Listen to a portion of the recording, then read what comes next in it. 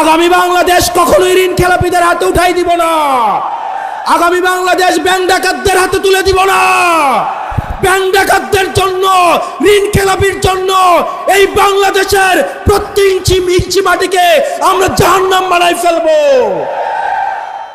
এই ঋণ খেলাপিরা ব্যাংকের থেকে ঋণ নিয়ে বিদেশে পাচার করে তাদের পরিবারের জন্য বিদেশে সেফ হেভেন এবং বেগম পাড়া বানায়।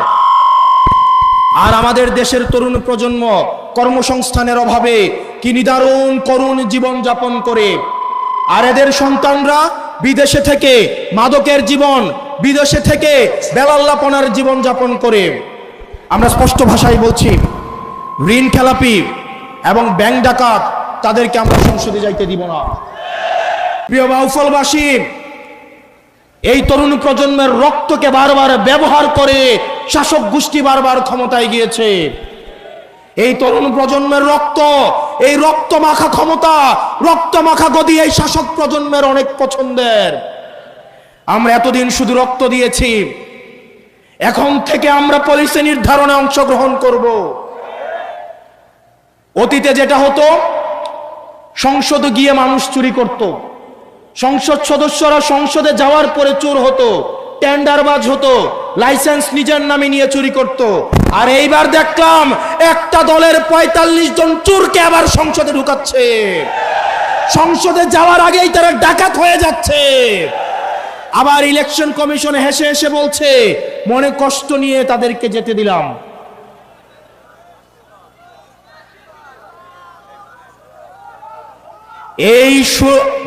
আমাদের এই জুলাই অভ্যুত্থানের শহীদের রক্তের উপরে দাঁড়িয়ে যারা পঙ্গু হয়েছে, যারা আহত হয়েছে, তাদের উপরে দাঁড়িয়ে মাননীয় ইলেকশন কমিশন আপনাদেরকে, ডাকাতদের এবং চোরদেরকে সেফ এক্সিট দিয়ে সংসদে পাঠাতে আপনাদেরকে এই ইলেকশন কমিশনে বসানো হয় নাই।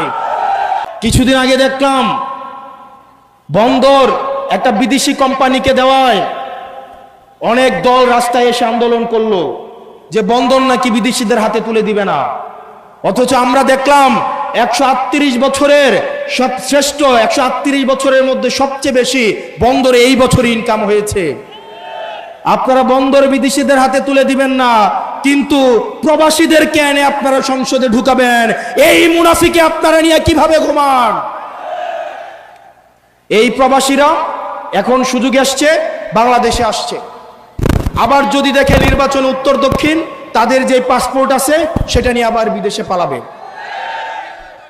এই দেশের ভূমিপুত্ররাই এই দেশ শাসন করবে, কোন প্রবাসী এসে এই দেশ শাসন করতে পারবে না।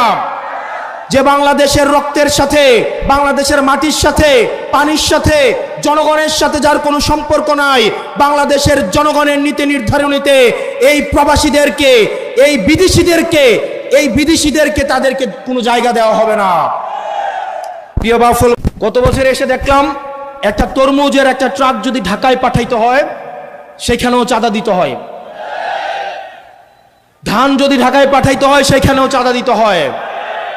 একটা সিনজিওয়ালা সারাদিন ৫০০ টাকা ইনকাম করে সেখান থেকেও চাঁদা দিতে হয়।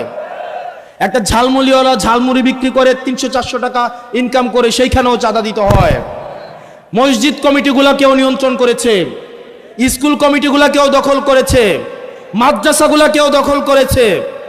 এই চাঁদাবাজদেরকে আগামী নির্বাচনে ১২ তারিখ ভোটের মধ্য দিয়ে আমরা তাদেরকে রেড কার্ড দেখাবো ইনশাল্লাহ। এবং এই ফেসিবাদ লড়াইয়ের আপনারা যে বাউফলের মানুষ হচ্ছেন, আপনাদের গুড লাক।